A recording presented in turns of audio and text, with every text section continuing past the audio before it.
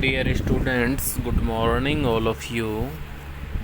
तो last class में हम डिस्कस कर रहे थे दृढ़ घूर्णी नॉन रिजिड जो रोटर होता है उसके गुणात्मक विश्लेषण के बारे में।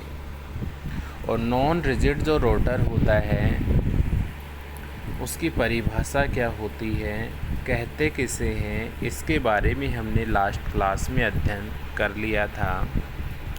आज की क्लास को हम आगे बढ़ाते हैं और जो नॉन रिजिड रोटर होता है अदृढ़ घूर्णी जो द्विपरमाणुक होता है उसके लिए श्रोडिंगर समीकरण द्वारा घूर्णन ऊर्जा जो स्तर होते हैं, घूर्णन ऊर्जा स्तर के लिए एक व्यंजक दिया था। और वो क्या दिया था ये मैंने कल की क्लास में भी आपको बताया था, इसको आपको ध्यान रखना है। और घूर्णन जो ऊर्जा स्तर है उसके लिए जो व्यंजक दिया गया था वो क्या दिया गया था, EJ इक्वल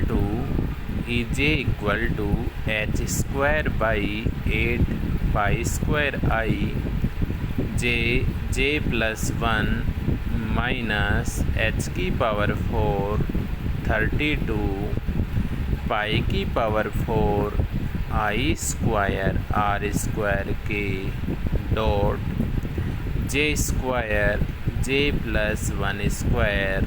और ये जो वैल्यू है ये हम किस में रिटर्न करते हैं, ये वैल्यू हम यहाँ से जूल में रिटर्न करते हैं। ठीक है, तो यहाँ से देखिए आगे इसको श्रोडिंगर समीकरण द्वारा एक अदृढ़ घूर्णी द्विपरमाणु कणों के लिए घूर्णन ऊर्जा स्तर को निम्न व्यंजक द्वारा प्राप्त किया जा सकता है। अदृढ़ घूर्णी जो द्विपरमाणु कणु होता है उसके लिए श्रोडिंगर समीकरण द्वारा घूर्णन ऊर्जा जो स्तर होते हैं उनके लिए एक इक्वेशन दिया गया था। और इक्वेशन देखिए क्या दिया गया था, यहाँ से EJ का जो मान है EJ इक्वल टू हमने यहाँ से प्राप्त किया घूर्णन ऊर्जा स्तर के लिए एनर्जी का जो है, घूर्णन ऊर्जा स्तर के लिए जो श्रोडिंगर समीकरण है अदृढ़ घूर्णी के लिए वो क्या थी, EJ equal to h square by 8 pi square I EJ equal to h square by 8 pi square I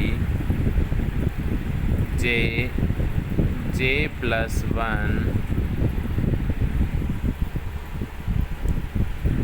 minus h की पावर 4 माइनस h की पावर 4 32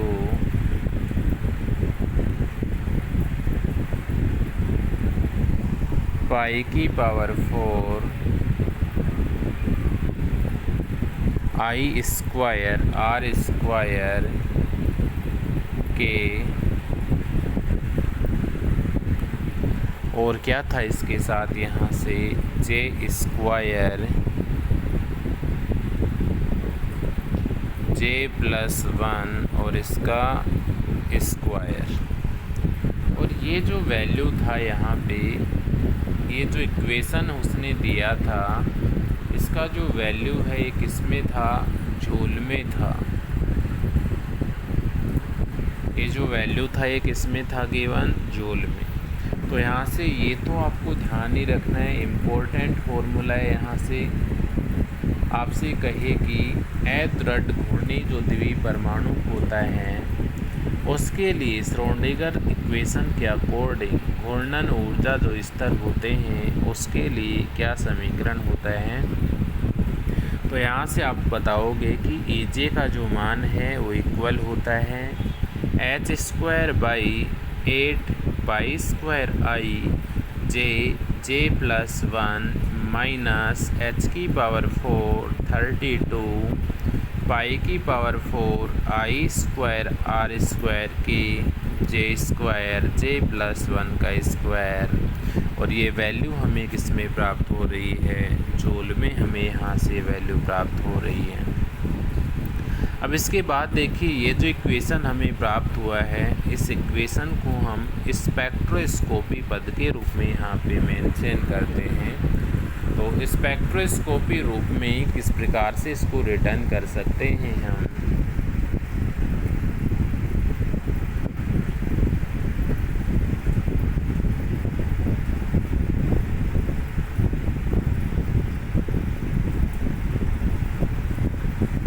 स्पेक्ट्रोस्कोपिक रूप में हम इसको किस प्रकार से रिटर्न कर सकते हैं। तो ये मैंने आपको बताया था, एनर्जी डिफरेंस जब पढ़ाया था रिजिड रोटर के लिए, एनर्जी जब हमने निकाली थी तो ई जे बार का जो मान था वो किसके इक्वल था, इसकी एनर्जी तो जो थी ई जे, उसमें हमने किसका भाग लगाया था, एच सी का हमने क्या लगाया था, भाग लगाया था। तो यहाँ से ई जे बार जो होता है वो इक्वल होता है E J by H C.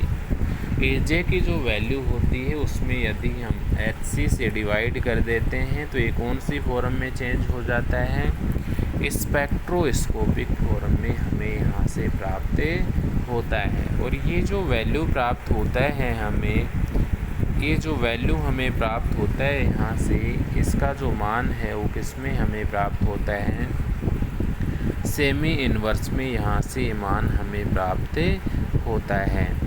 तो यहाँ से देखिए मैं इसको नंबर 1 दे देता हूँ, ये इक्वेशन नंबर जैसे 1 है, और ये इक्वेशन नंबर मैं यहाँ से इसको क्या दे देता हूँ, इक्वेशन नंबर 2 है। तो यहाँ से from equation first and second,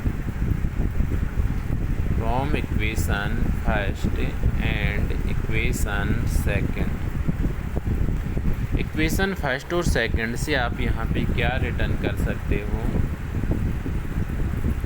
equation first और इक्वेशन नंबर सेकंड से यहाँ से आप क्या रिटर्न कर सकते हो। यहाँ से मैं देखिए जो इक्वेशन नंबर फर्स्ट हमें प्राप्त हुआ था उसमें एच से डिवाइड कर देते हैं, और एच से एच यहाँ पे क्या हो जाता है, कैंसिल आउट हो जाता है। तो यहाँ से हम इसको किस प्रकार रिटर्न कर सकते हैं, ए जे बार इक्वल टू यहाँ से क्या प्राप्त हो गया, देखिए एच से एच हम कैंसिल कर देंगे क्योंकि ये एच स्क्वायर था, एच से एच यहाँ पे कैंसिल आउट हो जाता है। एच बाई क्या हो गया, 8 pi square I C, E J bar equal to H by 8 pi square I C J plus 1 minus H की पावर क्यूब, क्योंकि इसमें भी एच सी से भाग लगाएंगे।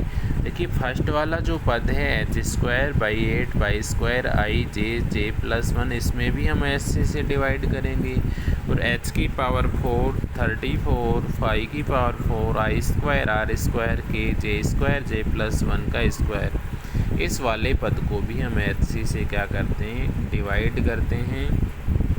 तो यहाँ से हमें जो वैल्यू है वो फाउंड होता है, E J bar equal to H by 8 pi square I C J plus 1 minus H cube by 32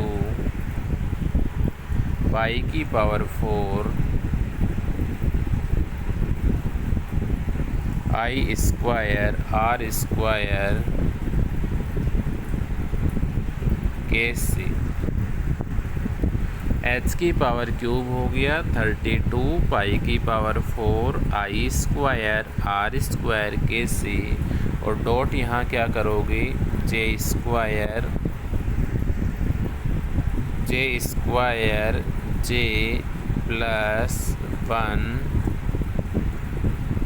और इसका स्क्वायर। और ये जो वैल्यू है, ये जो ई जे बार का मान है ये किस में हो जाएगा, इसकी जो यूनिट होगी वो यहाँ से क्या होगी, सेमी इन्वर्स यहाँ से इसका मान हो जाएगा।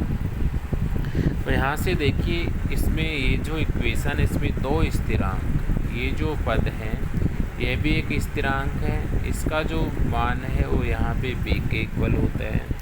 b यहाँ पे क्या कहलाता है, b यहाँ पे दृढ़ घूर्णी स्थिरांक कहलाता है। b यहाँ पे क्या कहलाता है। तो यहाँ से नेक्स्ट लाइन में हम यहाँ पे रिटर्न कर सकते हैं। नेक्स्ट लाइन में हम यहाँ से क्या रिटर्न कर सकते हैं कि जो कि b इक्वल टू होता है h/8π²IC। एंड यहाँ से तो दूसरा वाला पद है, क्या रिटर्न करूँ मैं यहाँ से, ये वाला जो पद है, ये वाला, इसका जो वैल्यू है वो यहाँ पे किसके इक्वल होता है, d के इक्वल होता है। इसके इक्वल मान लेते इसको हम d के। तो यहाँ से b तो क्या कहलाता है, b यहाँ पे दृढ़ घूर्णी स्थिरांक कहलाता है।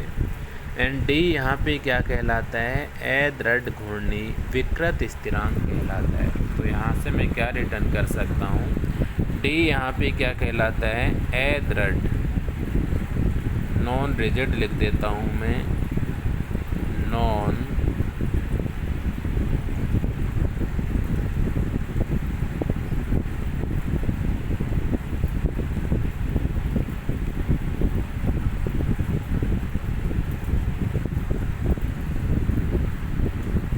तो यहाँ से d क्या कहलाता है, अदृढ़ घूर्णी विकृत स्थिरांक, नॉन रिजिड विकृत स्थिरांक इसको हम बोलते हैं।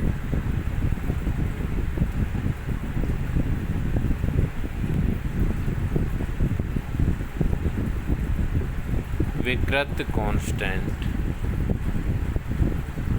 तो यहाँ पे जो d है, d का वैल्यू किसके इक्वल है, d जो है d का वैल्यू यहाँ पे किसके इक्वल है, h³/32π⁴I²R²kc। इसका जो वैल्यू है वो d के इक्वल है। और d यहाँ पे क्या कहलाता है, नॉन रिजिड विकृत अदृढ़ घूर्णी विकृत स्थिरांक यहाँ पे कहलाता है। b का वैल्यू यहाँ पे किसके इक्वल है, h/8π²IC के इक्वल है। b यहाँ पे क्या कहलाता है, दृढ़ घूर्णी स्थिरांक कहलाता है। b यहाँ पे क्या कहलाता है, दृढ़ घूर्णी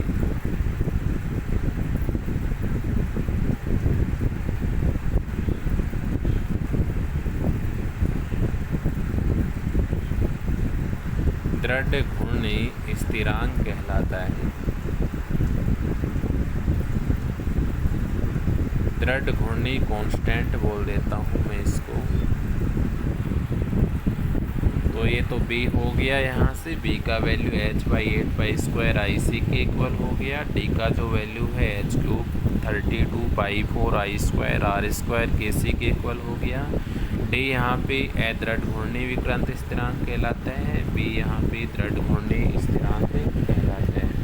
तो यहाँ से हम इस इक्वेशन को इस प्रकार से रिटर्न कर सकते हैं। इसको मैं इक्वेशन नंबर कौन सा दे देता हूँ, इक्वेशन नंबर 3। तो इक्वेशन नंबर 3 से आप यहाँ से क्या रिटर्न कर सकते हो, फ्रॉम इक्वेशन 3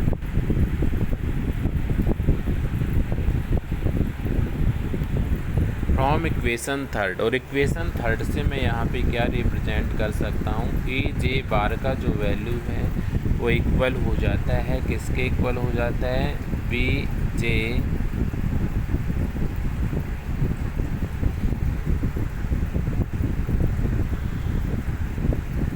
e⁻ इक्वल हो जाता है bj+1 माइनस dj²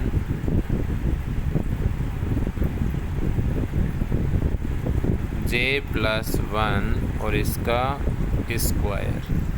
तो ये वाला जो इक्वेशन है ये आपको ध्यान रखना है, इम्पोर्टेंट इक्वेशन है, क्योंकि इस इक्वेशन की सहायता से ही हम क्या करेंगे, जो इसके अदृढ़ घूर्णी जो स्थिरांक हैं उनमें जो दृढ़ घूर्णी और अदृढ़ घूर्णी है, रिजिड रोटर और अरिजिड रोटर जो हैं, अनरिजिड रोटर जो हैं, उसके जो घूर्णन ऊर्जा स्तर हैं उनके बारे में हम यहाँ से क्या करेंगे, अध्ययन करेंगे। इक्वेशन नंबर ये हमें यहाँ से कौन सा प्राप्त हुआ, इक्वेशन नंबर 4।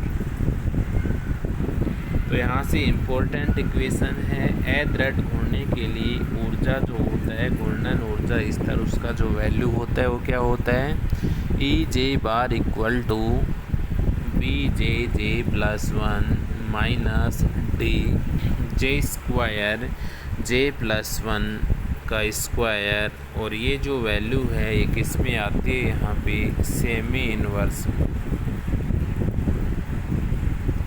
देखिए जो रिजिड रोटर था, रिजिड रोटर में एनर्जी जो था वो हमें क्या प्राप्त हुआ था, रिजिड रोटर में एनर्जी जो था हमें क्या प्राप्त हुआ था, E J bar equal to B J plus 1 प्राप्त हुआ था। लेकिन जो नॉन रिजिड है और नॉन रिजिड में यहाँ पे ये वाला पद और ऐड हो जाता है, D J square J plus 1 का स्क्वायर। तो यहाँ से ई जे बार इक्वल टू क्या हमें प्राप्त होता है, B J plus 1 minus D J square J plus 1 का स्क्वायर सेमी इनवर्स। ठीक है, अब यहाँ से देखिए जो दृढ़ घूर्णी और अदृढ़ घूर्णी जो हैं उनके जो घूर्णन ऊर्जा स्तर हैं उनको हम निम्न प्रकार से यहाँ पे व्यक्त कर सकते हैं। तो ये क्या हो गया, यहाँ से j इक्वल टू 0 हो गया, j इक्वल टू यहाँ पे 1 हो गया, j इक्वल टू 2 हो गया, j इक्वल टू 3 हो गया एंड j इक्वल टू यहाँ पे क्या हो गया, 4 हो गया। इसके बाद मैं इधर बात करता हूँ, ये j equal to 0, j equal to 1, 2, 3 and 4।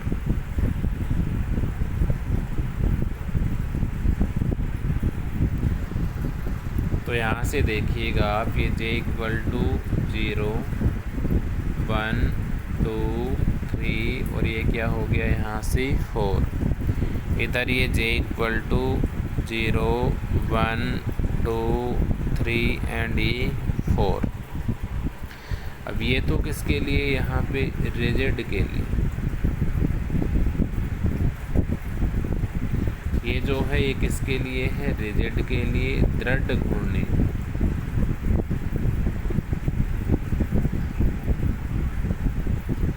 ये जो है ये किसके लिए, रिजिड रोटर के लिए है। और ये किसके लिए, यहाँ पे non rigid, rigid and non rigid. तो यहाँ से दृढ़ घूर्णी और अदृढ़ घूर्णी अणु के जो घूर्णन ऊर्जा स्तर हैं वो यहाँ पे इस प्रकार से पाए जाते हैं। ये ध्यान रखना, थोड़ा सा इनमें क्या होता है कि अंतर पाया जाता है। रिजिड जो होता है उसका जो एनर्जी लेवल होता है वो थोड़ा अपर की तरफ होता है, और जो नॉन रिजिड रोटर होता है उसमें जो एनर्जी लेवल होता है वो थोड़ा क्या होता है, डाउन होता है।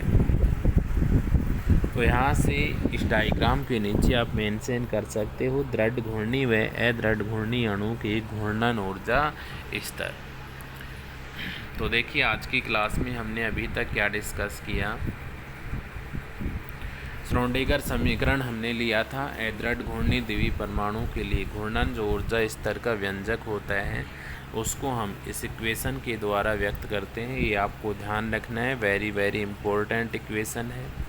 इसके बाद इक्वेशन नंबर जो फर्स्ट था इसको हमने स्पेक्ट्रोस्कोपी रूप में चेंज कर लिया, HC का हमने इसमें क्या दे दिया, भाग दे दिया। इक्वेशन फर्स्ट और सेकंड से,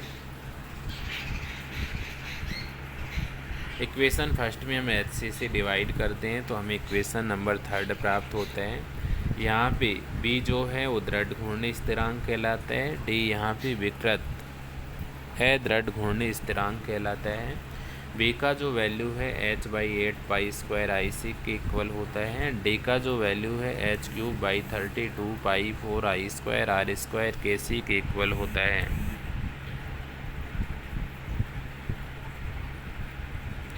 इसके बाद यहाँ से लास्ट में हमने इक्वेशन नंबर 4 प्राप्त किया, EJ bar equal to BJ plus 1 minus DJ square J plus 1 का स्क्वायर। और लास्ट में यहाँ से हमने दृढ़ घूर्णी और अदृढ़ घूर्णी जो है, rigid rotor and non rigid जो रोटर हैं उनके घूर्णन जो ऊर्जा स्तर हैं उनके मध्य में ये जो आरेख है इसका रिप्रेजेंटेशन हमने किया है।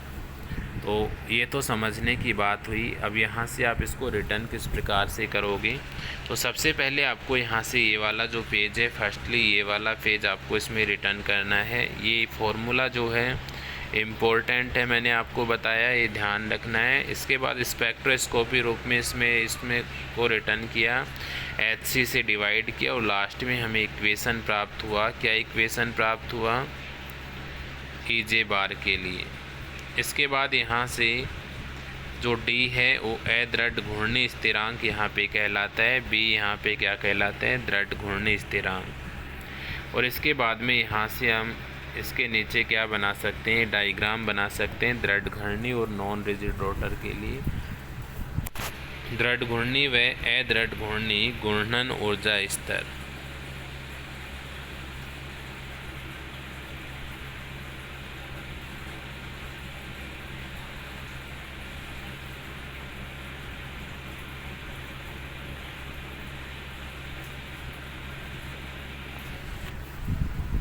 तो यहाँ से जब आप इसको रिटर्न करोगे तो फर्स्टली आपको ये वाला पेज आपको इसमें रिटर्न कर देना है और लास्ट में ये वाला डायग्राम आपको इसको में रिटर्न करना है। तो आज की क्लास के लिए इतना ही। नेक्स्ट क्लास में हम डिस्कस करते हैं इस यूनिट का लास्ट जो पार्ट है, दृढ़ घूर्णी और अदृढ़ घूर्णी अणुओं में घूर्णन ऊर्जा स्तरों के मध्य में जो अंतर होता है उसके बारे में, और अदृढ़ घूर्णी जो द्वितीय परमाणु होता है उसके लिए चयन नियम जो होते हैं, सिलेक्शन जो रूल होते हैं, उनके बारे में हम अध्ययन करेंगे। तो कल की क्लास में हम यूनिट नंबर जो 3rd है स्पेक्ट्रोस्कोपी, उसको कम्प्लीटली हम यहाँ पे पूर्ण कर लेंगे। उसके बाद कौन सी यूनिट आपका रिवाइज करवाना है, पिछली जो यूनिट 3 यूनिट जो मैंने आपको पढ़ाई हैं उनका रिवीजन आपको यहाँ पे करवाना है, या फिर हमें नेक्स्ट जो यूनिट है वो स्टार्ट करनी है, तो वो आप मुझे बता दीजिएगा। उसी के अकॉर्डिंग हम यहाँ पे या तो रिवीजन स्टार्ट करेंगे या फिर नेक्स्ट यूनिट हम यहाँ पे डिस्कस करेंगे। तो आप मुझे बता देना जैसा भी करना है। तो आज की क्लास के लिए इतना ही। Thanks all of you.